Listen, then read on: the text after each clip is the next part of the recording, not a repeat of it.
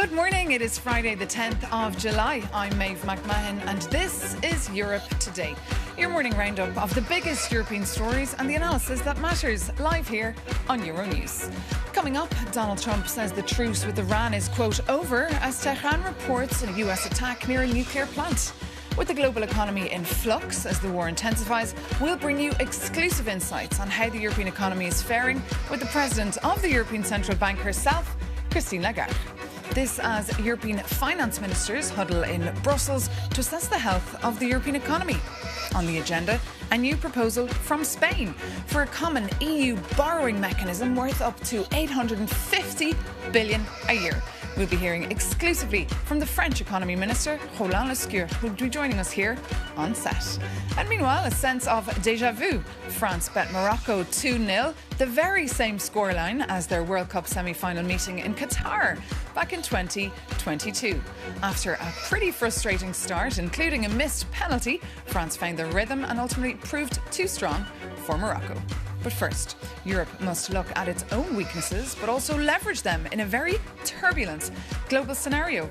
The words of the President of the European Central Bank, Christine Lagarde, in an exclusive interview with Euronews' Europe editor, Maria Tadeo. For more on this wide-ranging sit-down that touched on an array of issues, I'm joined here in the studio by our very own Europe editor, Maria Tadeo. Maria, good morning. That was a very long sit-down interview you had with the President of the ECB. You touched on many issues, from the economy to President Donald Trump to China. Fill us in. Yes, Maeve. And of course, Christine Lagarde is incredibly powerful, very influential. And this is now head of the European Central Bank, who, if she has something to say, she will say it, and you'll hear it very clearly. In this conversation, we talked about the European economy, as you pointed out. We also talked about the trajectory of interest rates. This is crucial, of course, for European consumers. The European Central Bank just had to increase interest rates as a result of a pickup in inflation because of the instability we see certainly playing out in the energy market, because of the war and the situation in the Strait of Hormuz. And then we talked about Europe, a lot on Europe. She said by now the Europeans have recognized some of their weaknesses and they have to reform and they have to address those issues. She's a real champion of the Capital Markets Union, suggesting that the fact that we have billions of euros that will leave Europe to go and be invested in the US is a total anomaly, and this money should stay here. So the Capital Markets Union continues to be her priority. And then we also talked about this idea of a European safe asset. Obviously, this is a very technical debate. If you're an EU nerd, and here we are, but this is really fundamentally a question about creating a sort of, instrument, a tool that would see the Europeans borrow together to fund and pay for common projects for key issues, including defense, but that also could create a sort of bond market that could rival the US Treasuries. And I asked her this question because this is very much in the zeitgeist, because the Spanish have picked up on a proposal initially by Mario Draghi, now saying they would like to see about 150 billion euros a year of this funding. They argue that in the end, there is a case that it could be cheaper if you reduce interest rates and the payments that individually you'd have to make by doing it collectively. I asked this question to Christine Lagarde, and she told me, look, put it on the table, just debate it. Let's take a look. It's pretty obvious that we also need to have a European asset which can, parallel with the US Treasury bonds, for instance. How we go about it, how the moral hazard is addressed, how it's allocated in terms of results to be decided. And I think it's great that a country like Spain, for instance, makes a proposal, puts it on the table for debate. And it's now for the others to say, OK, we like this part, we don't like this, we can address it. So when you hear these numbers, 800 billion euros, Mario Draghi echoed that. The Spanish seem to be putting that on the table. The French president has said, in his view, there are no taboos. That doesn't scare you. When you hear 800 billion euros, this kind of money. Remember what we did for COVID. That was the amount that was actually put on the table for joint borrowing in order to respond and to produce the recovery and what was it? RRF, the Recovery and Resilience. Yeah, Recovery and Resilience Fund. That was roughly the amount. And the Commission went to market. We helped in the process because we act as an agent in that respect. And it was widely, broadly subscribed, oversubscribed. So I'm not saying that this is the amount. I'm just saying that to go with the capital market, you need depth, you need liquidity, and you need to entice the savings of Europe onto that market. And that is, of course, ahead of the European Central Bank. And Maeve, this is a very hot topic in Brussels. And as you know, the question of joint debt is, in essence, very, very political in Europe. It is interesting, however, that she is saying, let's debate it on merit. You'd have countries like Germany, the Dutch too, who'd say, absolutely not. We've said we would not agree. That was a one-off. We do not want this to become a constant, but the debate is certainly now out there. And then the other point, just briefly, we spoke about China.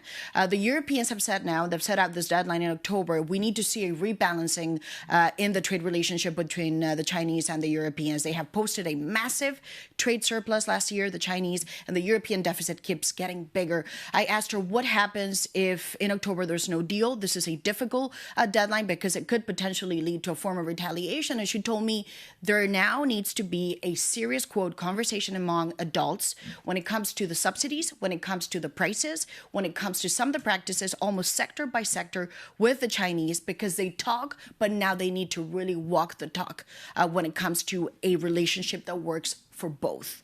And another major topic you dived into, of course, the upcoming presidential elections in France next year. Look, there's a lot of speculation about the future of Christine Lagarde. There's really a lot of speculation as to what kind of role she could play in the campaign, but also what are the implications when it comes to the European Central Bank, because she will have to leave early, depart early. In theory, her term will end in the fall of 2027, but of course the French election will happen in the spring. I asked her this question. Some would like to see you being that European voice, and she told me she's not a candidate for anything, certainly not for the time being, but she's monitoring this election because she believes it's fundamental for France, but also Europe. Let's take a look. As a French, I have my own views. I keep them to myself. But what I very much hope is that the democratic process will continue. You know, in politics, the next, 8 months is eternity. So many things can happen. We will be monitoring. We will be looking at the risk level. We will be looking at all that carefully. And we hope that reason will always prevail and that France will appreciate, whoever is the leader for France, that it is one key member of Europe and that Europe is the only playground within which member states, nations, even France, can actually play a significant role. I'm not a candidate for anything, but I'm very keen that Europe is protected, that Europe is the framework within which member states operate, including France. I'm not a candidate, but I am very keen. And Maeve, just briefly on this point, there's a lot of speculation also here in Brussels because, let's say, if Lagarde does leave the European Central Bank earlier, there could be a question because this was a package deal. She was put at the European Central Bank. Ursula von der Leyen of Germany was obviously named head of the European Commission, but this was a package. If the head of the ECB leaves, would that have a knock-on effect on the Commission? That is a serious question because it created a perfect balance between Germany and France. That could potentially change. So, of course, in Brussels, everyone monitors the future of Ursula von der Leyen. Some would argue it is connected in some ways with the future of Christine Lagarde, too. Okay, Maria Steo, thank you so much for that. And of course, you can catch that full interview with the ECB President, Christine Lagarde. It'll be broadcast straight after Europe Today, so stay tuned for that. But now, for another view, coming up, we'll be joined by Roland Lescure, the French Economics and Finance Minister, an economist by trade and a very close ally of the French President, Emmanuel Macron. Minister Lescure previously served as Industry Minister and chaired the National Assembly's Economic Affairs Committee. He's in Brussels today for talks with finance ministers from all across the bloc. So we're thrilled to have you here in the studio to give us a little insight into what's going on in that meeting before you head over. I imagine the impact the war in Iran and the Middle East is having on our economy here is kind of overshadowing the talks today. Are you preparing for a potential recession? Well, we're not there yet. Both France and, in a way, the European economies have proven quite resilient. As you know, we're not exposed directly to the crisis in the sense that there was no volume issue. We still got oil, we still got gas, we still got fertilizers. But the fact that some of the oil that was flowing is not flowing anymore to Asia has risen the prices. And obviously, this has had an impact on our consumers. You know, the oil tanks have been more expensive to fill and everything. So we've had a slow first half, for sure. But you're not in panic mode yet. You're not preparing measures yet. I mean, panic mode doesn't really serve any purpose. So what we've done is we've targeted measures that are tailored, temporary, to the people who are in need, the people who are mostly affected, people who travel a lot for their work, truck drivers, farmers, and we've tailored them. We've made sure that it didn't have a major impact on public finance, which is my job. And so far, so good. I think the economy has been resilient. But we need a recovery. I think that hopefully the short-term volatility that we've seen over the last couple of days will be over soon, and hopefully will be again taken the route towards more negotiations, more peace, and then a better economy, which is very important. And as you say, we need a recovery. We've seen some interesting proposals by the Spanish government this week. They're proposing a new joint EU debt instrument worth up to 850 billion euros. Carlos Corpo, the Spanish Ministry for the Economy, he's also in Brussels, and he spoke yesterday to our Maria Today. Let's just take a listen to what he had to say, and then I'd love to get your reaction. Spain is actually making a pitch or a proposal to centralize part of the national issuances within the Commission, within a specific facility that can help, without increasing the total level of debt, to reduce fragmentation and therefore reduce costs and integrate further our national markets, our national financial and capital markets. And that would, at the same time, as I said, reduce also costs for our firms. So it's a win-win situation, which we hope to discuss with our colleagues right now.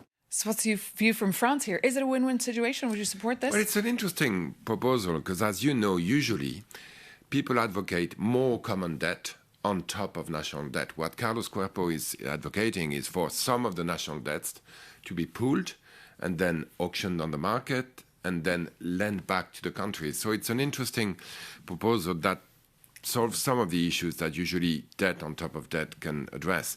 There's one issue that concerns me. I've talked to Carlos about it, and we need to study it further. It's the moral hazard. The fact that if one country transfers the debt to the whole community, that might be an incentive for that country to take more debt.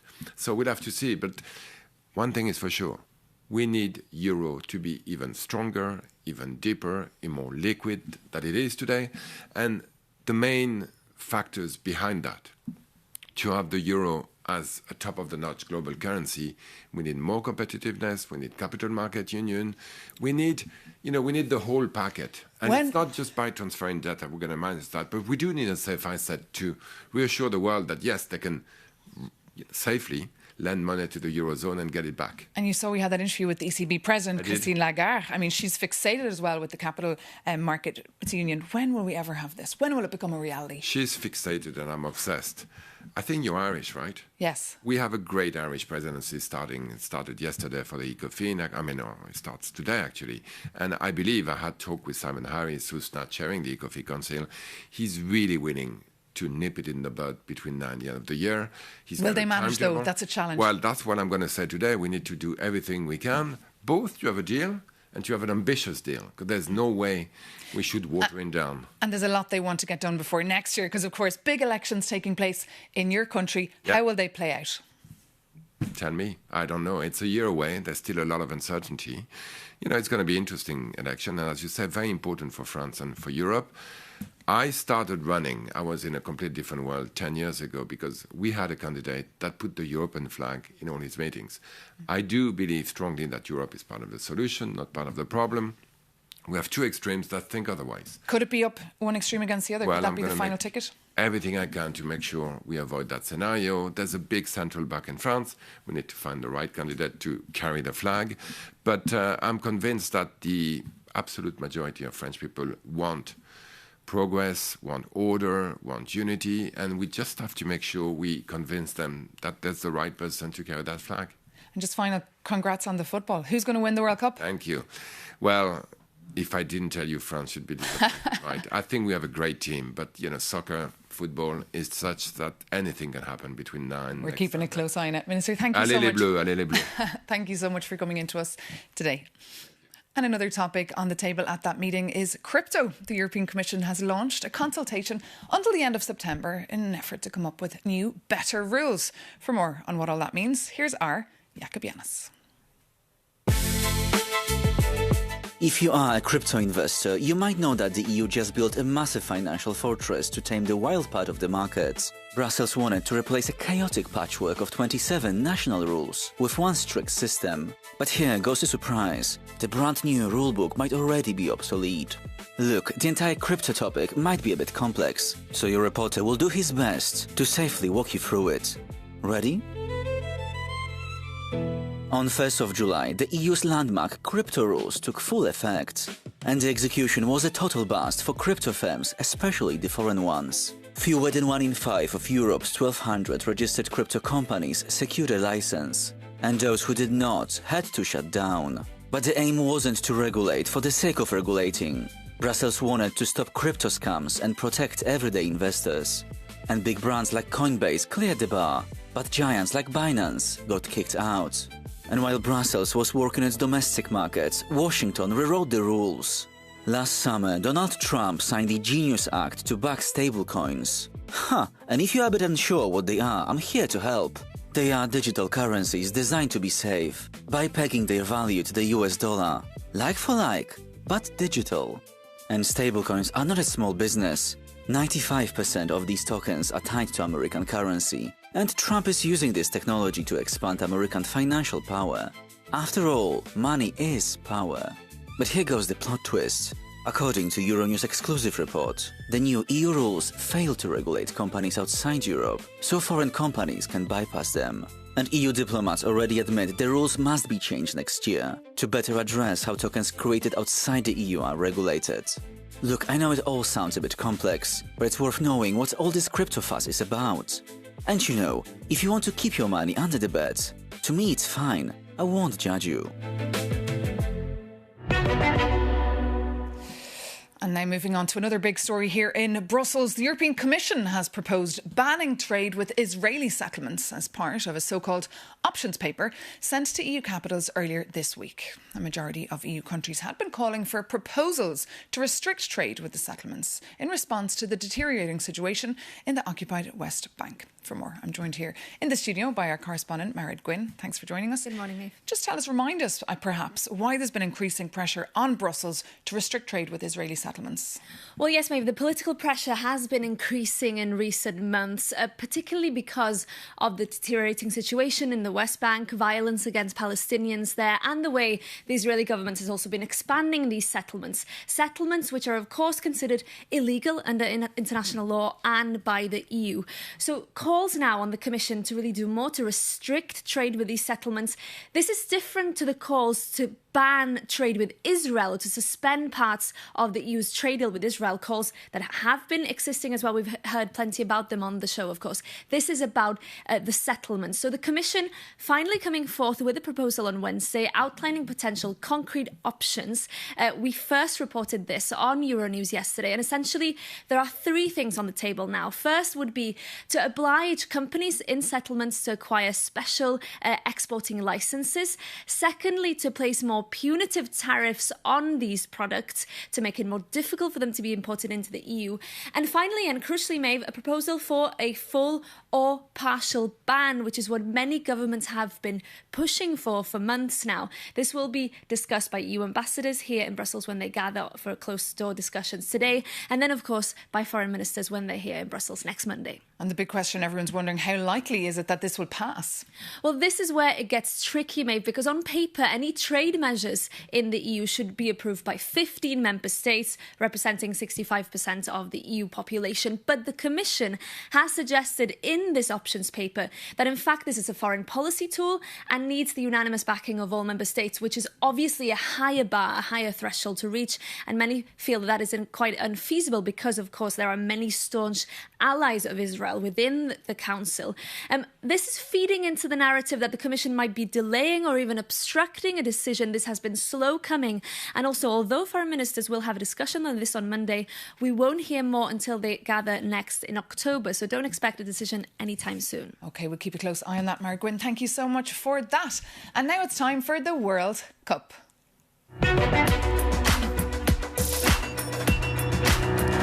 After France booked its ticket for the semi-final last night with a 2-0 victory over Morocco, all eyes will be on Spain against Belgium tonight, who'll go face-to-face at 9 local time.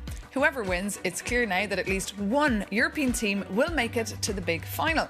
And there's more déjà vu ahead. France against Belgium would be a replay of the 2018 World Cup semi-final, the last time France won the World Cup. And France and Spain, on the other hand, clashed more recently, remember, in the semi-final of the Euro 2024, with the better end for Spain. Whatever happens tonight, the mood here in Brussels is electric, with multiple watch parties taking place tonight. So enjoy the games. But that does bring this edition of Europe Today to an end. Thank you so much for your company. As always, take care and see you soon on Euronews.